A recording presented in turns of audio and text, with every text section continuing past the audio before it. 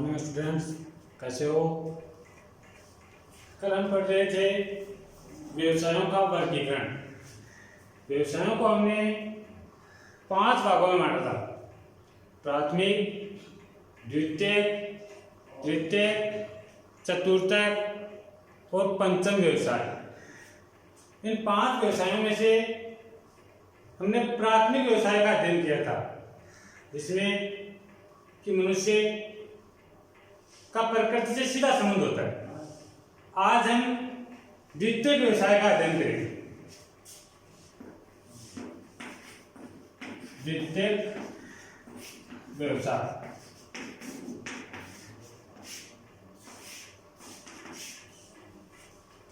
प्रकृति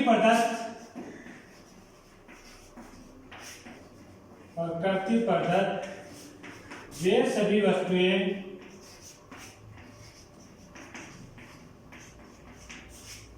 जिनका सीधा उपयोग न करके परिष्कृत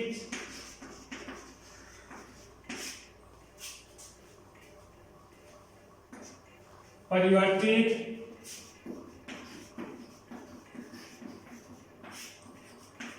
व मूल्यवान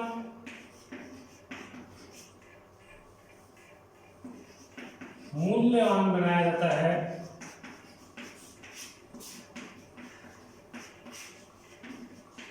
उसे द्वितीयक व्यवसाय कहते हैं।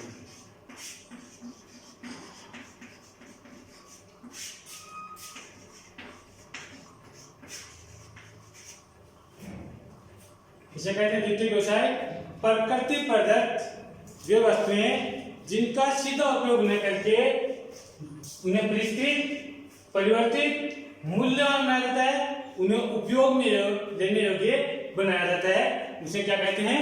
द्वितीयक व्यवसाय कहते हैं। जैसे कपास से सूती वस्त्र बनाना,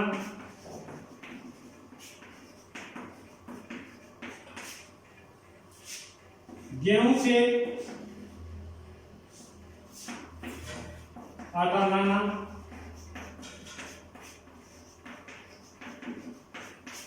लोहा एसिड से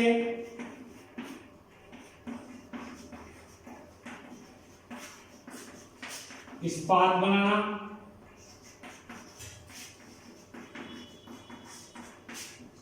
गन्ने से चीनी बनाना, मिट्टी से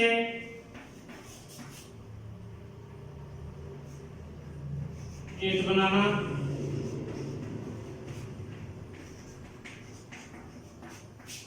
ये सभी क्या है? कपास है जिसका प्रकृति से सीधा संबंध है, गेहूं का प्रकृति से सीधा संबंध है, लोहा एसिड का प्रकृति से सीधा संबंध है, गन्ने का प्रकृति से सीधा संबंध है, मिट्टी का प्रकृति से सीधा संबंध है।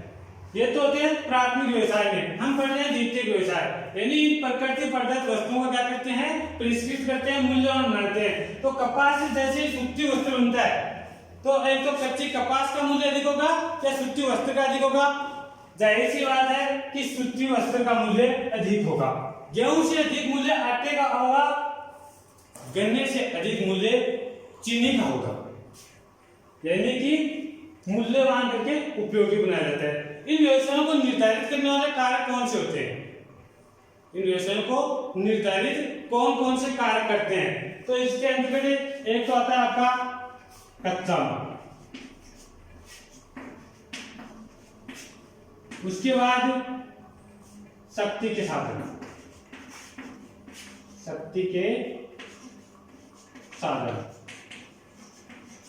तीसरा आता है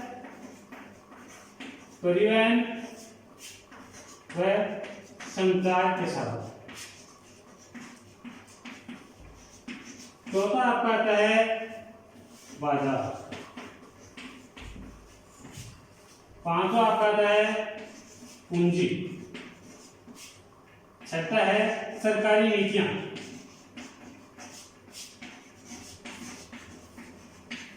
और सातवां आपका आता है श्रम, आठवां आता है प्रौद्योगिकी, नवाचार,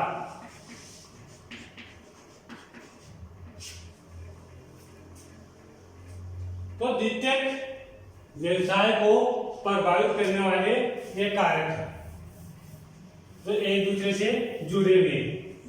तो कोई भी द्वितीयक व्यवसाय है, यानी कि द्वितीयक व्यवसाय के अंदर क्या आते हैं, उद्योग धंधे आते हैं। उद्योग आपके विनिर्माण कार्य, कारखाना बोल सकते हैं आप, कोई उद्योग है, कारखाना है, तो इनमें सबसे पहले किसकी आवश्यकता होती है, कच्चे माल। किसी भी उत्पाद को परिवर्तित करने के लिए, मूल्यवान बनाने के लिए शक्ति के साधन की आवश्यकता होती है। लेकिन जब वह जैसे कपास है और इसे सूती वस्त्र बनाना है, तो कपास क्या है कि कच्चा माल, कपास क्या है, कच्चा माल। अब कपास कच्चे माल को तैयार माल में परिवर्तित करने के लिए हमें किसकी आवश्यकता पड़ेगी, शक्ति के साधन इसकी, यानी मशीनरी के बिना कपास से वस्त्र नहीं बनाया जा सकता। तो हमें किसकी आवश्यकता पड़ेगी, शक्ति के साधन की। शक्ति के साधन के बाद कच्चा माल जहां, कपास जहां उत्पादित होती है वहां से उद्योग तक, और उद्योग से बाजार तक पहुंचाने के लिए किसकी आवश्यकता होती है, परिवहन के साधनों की आवश्यकता होती है। कच्चे माल को उद्योग तक पहुंचाने के लिए किसकी आवश्यकता होती है, परिवहन के साधन की आवश्यकता होती है। परिवहन के माध्यम से कच्चे माल को उद्योग तक पहुंचाया गया, उद्योग में शक्ति के साधन के द्वारा उसे तैयार माल में परिवर्तित किया गया। उस तैयार माल को बेचने के लिए किसकी आवश्यकता होती है, बाजार की आवश्यकता होती है। आपने हो सकता है कपास से वस्त्र तो बना लिया, लेकिन अगर उसे बेचने के लिए कोई बाजार ही नहीं है, कोई बेचने के लिए जगह ही नहीं है, तो वह व्यवसाय आपका असफल है। तो किसकी आवश्यकता होती है इसे बेचने के लिए, बाजार की आवश्यकता होती है। बाजार में कोई वस्तु है, कोई नया उत्पाद आया है, इसकी जानकारी हमें किससे मिलती है, संचार के साधन से। किनसे मिलती है, संचार के माध्यम से। हम टीवी पर ऐड देखते हैं कि ये बाजार में, मार्केट में नई चीज आई है, सुबह ही जाकर खरीद लेते हैं कि ये साबुन है तो कीटाणु को जड़ से खत्म करती है, आप सुबह ही दुकान पर पहुंचोगे। लेकिन इसकी जानकारी आपको किससे मिली, संचार के माध्यम से मिली। किससे, संचार के माध्यम से। इन सभी के लिए भाई कच्चे माल को खरीदने के लिए, शक्ति के संसाधनों को संचालित करने के लिए, परिवहन के साधनों को संचालित करने के लिए, बाजार तक वस्तु को पहुंचाने के लिए, बाजार से खरीदने के लिए, इन सब के लिए किसकी आवश्यकता होती है, पूंजी की आवश्यकता होती है। बिना पूंजी के कोई काम नहीं होता। अगर आप कोई व्यवसाय करना चाहते हैं तो सबसे पहले आपके पास क्या होनी चाहिए, पूंजी होना आवश्यक है। पूंजी है तो आप उसे कच्चा माल में बेच सकते हैं, उसे तैयार माल में परिवर्तित कर सकते हैं, उसे आसानी से बाजार तक पहुंचा सकते हैं। पूंजी के बाद मान लीजिए आपके पास पूंजी भी है, आपने किसी वस्तु का निर्माण भी कर लिया, आप बाजार में भी बेच देंगे, लेकिन इन सब के लिए सरकारी नीतियां आपको प्रभावित करेगी। इस व्यवसाय को सरकारी नीतियां प्रभावित करेगी, क्योंकि बिना सरकार की अनुमति के, बिना गवर्नमेंट की अनुमति के आप हर किसी प्रकार के वस्तु का उत्पादन नहीं कर सकते, हर किसी प्रकार की वस्तु को निर्मित नहीं कर पाते। उसके बाद श्रम, बिना श्रम के, बिना मेहनत के कोई भी काम नहीं होता। इन कारखानों में कच्चे माल को तैयार माल में परिवर्तित करने के लिए एक श्रमिक वर्ग की, कुशल वर्ग के श्रमिक वर्ग की आवश्यकता होती है। ये तो है नहीं कि कच्चा माल अपने आप शक्ति के संसाधनों में चला जाएगा और वो तैयार माल में परिवर्तित होकर आ जाएगा, नहीं। इसके लिए एक श्रमिक वर्ग की आवश्यकता होती है। परिवहन के साधन उनको चलाने के लिए, बाजार तक पहुंचाने के लिए, सामान को उतारने, लोड करने के लिए, इन सब के लिए किसकी है, श्रमिक वर्ग की आवश्यकता होती है। और उसके बाद जो प्रभावित करता है वो है प्रौद्योगिकी, नवाचार, यानी नवीन टेक्नोलॉजी के माध्यम से, आप अपने नवीन विचारों के माध्यम से किस प्रकार अपने उत्पाद को बाजार तक पहुंचाते हैं, उपभोक्ता तक पहुंचाने का प्रयास करते हैं। तो ये थे द्वितीयक व्यवसाय को निर्धारित करने वाले कारक। द्वितीयक व्यवसाय के बारे में हम अध्याय 9 में इनका विस्तृत अध्ययन करेंगे। यहाँ पर केवल इतना अध्ययन करेंगे द्वितीय व्यवसाय है क्या और उसको निर्धारित करने वाले कारक कौन से हैं।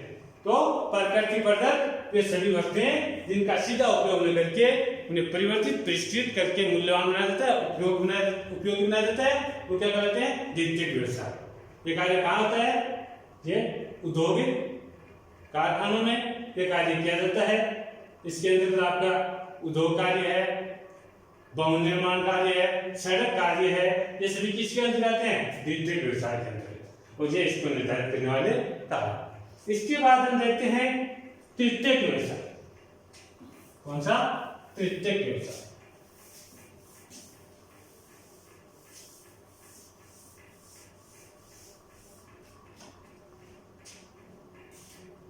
तृतीयक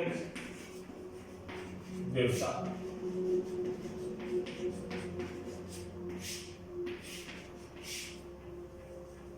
तृतीयक व्यवसाय के अंतर्गत व्यक्तिगत व व्यावसायिक प्रत्यक्ष सेवाएं शामिल होती हैं। इसके अंतर्गत व्यक्तिगत व व्यावसायिक प्रत्यक्ष सेवाएं शामिल होती हैं।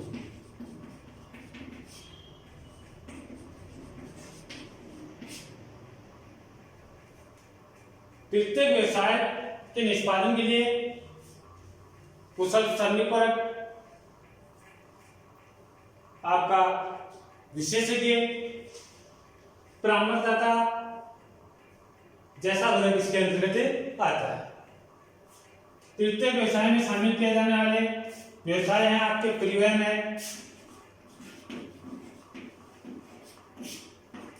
व्यापार है, संचार है, व सेवाएं, यानी कि इसे सेवा सेक्टर के नाम से भी जाना जाता है। परिवहन, व्यापार, संचार, सेवाएं, बीमा, ये सब किसके अंतर्गत आते हैं?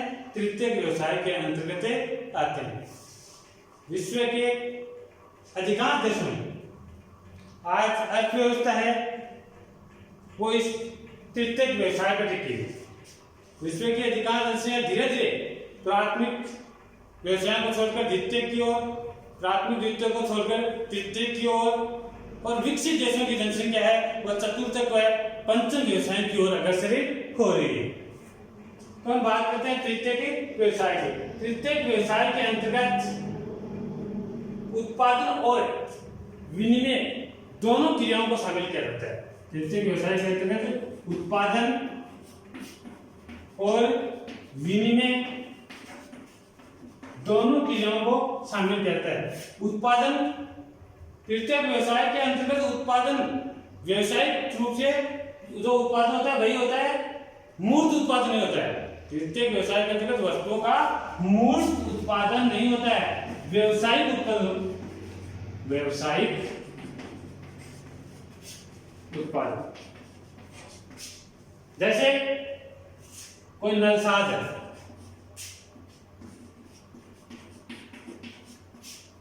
नल ठीक करना उसका क्या है? व्यवसाय।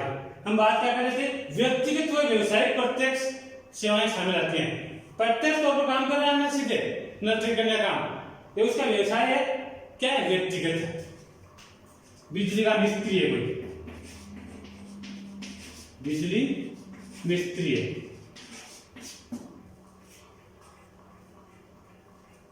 डॉक्टर है, वकील है, चिकित्सक है,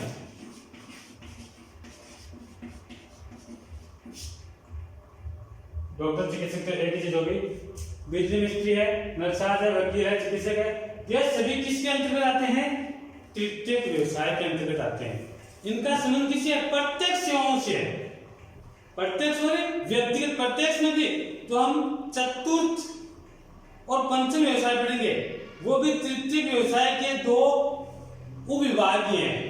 उसके अंतर्गत वो भी एक सेवा सेक्टर है, लेकिन यहाँ प्रत्यक्ष और व्यक्तिगत सेवाएं दी जाती हैं। प्रत्यक्ष और व्यक्तिगत सेवाएं, जैसे एक डॉक्टर है, वो क्या दे रहा है, व्यक्तिगत सेवा दे रहा है। लेकिन एक अस्पताल है, वो चतुर्थ व्यवसाय के अंतर्गत है। एक अस्पताल है, वह चतुर्थ व्यवसाय के अंतर्गत है। उस अस्पताल में काम ली जाने वाली जो दवा है, वो कहां से आएगी, किस व्यवसाय के अंतर्गत आएगी, पंचम व्यवसाय के अंतर्गत आएगी। तो हम बात कर रहे थे नलसाज, बिजली मिस्त्री, डॉक्टर, वकील, चिकित्सक, ये सभी क्या है, शिक्षक भी रहता है आपका। शिक्षक किस व्यवसाय के अंतर्गत, तृतीय के अंतर्गत है। जबकि एक संस्था है, वो चतुर्थ के अंतर्गत आती है। शिक्षक प्रत्यक्ष सेवा दे रहा है, लेकिन संस्था एक मैनेजमेंट प्रबंधन का कार्य करती है, और प्रबंधन वर्ग किसके अंतर्गत आता है, चतुर्थ व्यवसाय के अंतर्गत आता है। तो ये था उत्पादन, मूर्त व्यवसायिक उत्पादन। दूसरा विनिमय, वस्तुओं जैसे परिवहन, संचार के माध्यम से वस्तुओं विचारों का क्या होता है, आदान प्रदान होता है इस वर्ग के अंतर्गत। इसके बाद आता है आपका चतुर्थक व्यवसाय। और चतुर्थक व्यवसाय का अध्ययन करने से पहले हम एक आरेख के माध्यम से समझते हैं कि किस प्रकार वर्तमान में जो जनसंख्या है, वो प्राथमिक व्यवसाय, द्वितीयक व्यवसाय को छोड़कर तृतीयक व्यवसाय की ओर अग्रसर हो रही है। हम एक मिश्रित दंड आरेख के माध्यम से इसको समझने का प्रयास करेंगे। यहां से आप स्केल की सहायता से अपनी नोटबुक में बनाओगे इस आरेख को। हर 10 सेंटीमीटर पर एक रेखा खींचनी है। नीचे से लिखो 0, 10, 20, 30, 40, 50, 60, 70, 80। इस तरफ आप लिखो, ये क्या है, श्रमिक, क्या है, श्रमिक प्रतिशत में। नीचे आपको यहां पे लिखना है प्राचीन काल, यहां पर आपको लिखना है मध्यकाल, और यहां पर आपको लिखना है आधुनिक काल।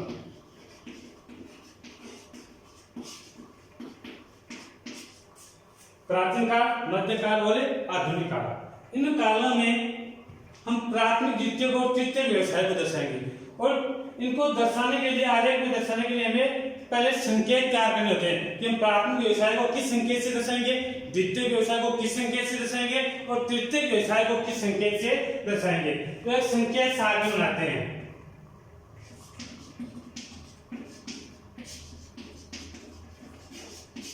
जिसके अंतर्गत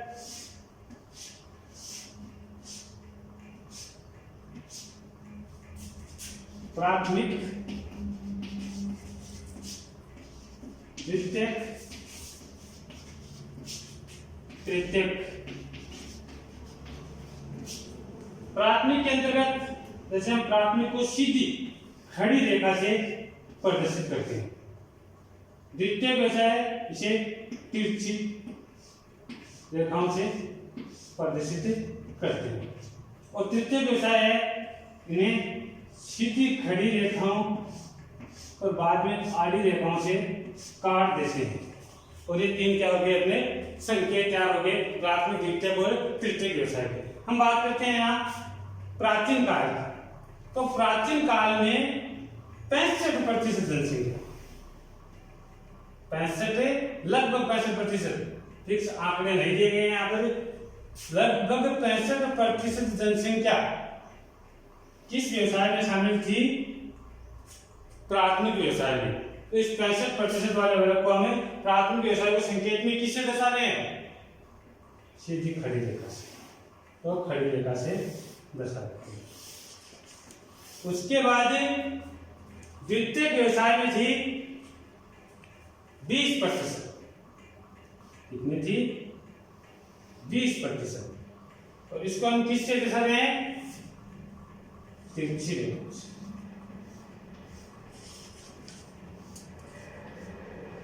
उसके बाद शेष कितनी रही? 65 में 20 85, 15% जनसंख्या थी वो तृतीय व्यवसाय में शामिल थी। इसमें थी तृतीय व्यवसाय में, जिसे हम खड़ी व आड़ी रेखाओं द्वारा काट कर प्रदर्शित करते हैं। ये प्राचीन काल में था। मध्य काल में यही आंकड़ा जो प्राथमिक व्यवसाय था वो 40% आ गया। कितने आ गया? 40%। द्वितीय व्यवसाय भी 40% और तृतीय व्यवसाय कितना? 20%। कितना? 20%। उन्हीं संकेतों के माध्यम से प्राथमिक व्यवसाय के लिए हमने संकेत दिए थे सीधी खड़ी रेखा। द्वितीय व्यवसाय के लिए हमने संकेत दिए थे तिरछी रेखा।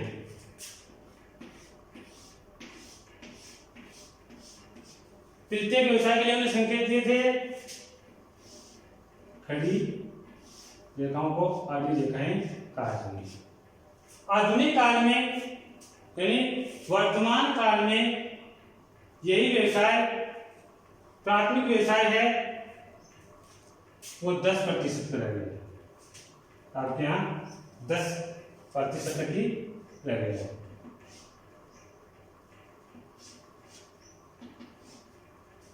उसके बाद द्वितीय व्यवसाय है वो है 20%।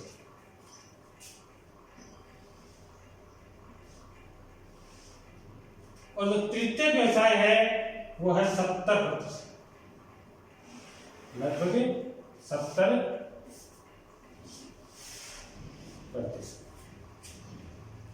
उन्हीं संकेतों से प्राथमिक, द्वितीय तिरछी रेखाएं और तृतीय में आड़ी है खड़ी रेखाओं द्वारा काटना। तो इस आलेख के माध्यम से आसानी से पता चलता है कि जहां प्राचीन काल में प्राथमिक व्यवसाय में संलग्न जनसंख्या कितनी थी? 65% थी। वो मध्य काल में 40% आ गई और आधुनिक काल में मात्र 10% लोग ही बचे हैं। संपूर्ण विश्व के आंकड़े हैं। उसके बाद भारत की तो आज भी अधिकांश जनसंख्या किस पर निर्भर है? इस प्राथमिक व्यवसाय पर निर्भर है, लेकिन ये संपूर्ण विश्व के आंकड़े हैं। दूसरी बात, द्वितीय व्यवसाय के अंतर्गत प्राचीन काल में जहां 20% जनसंख्या थी वो मध्य काल में बढ़कर 40% हो गई और वही जनसंख्या आधुनिक काल में वर्तमान में वापस घटी है। पहले बढ़ी थी, अब घटी है और कितनी है? 15%। तीसरी, सेवा सेक्टर के अंतर्गत है। प्राचीन काल में जहां 15% लोग काम करते थे,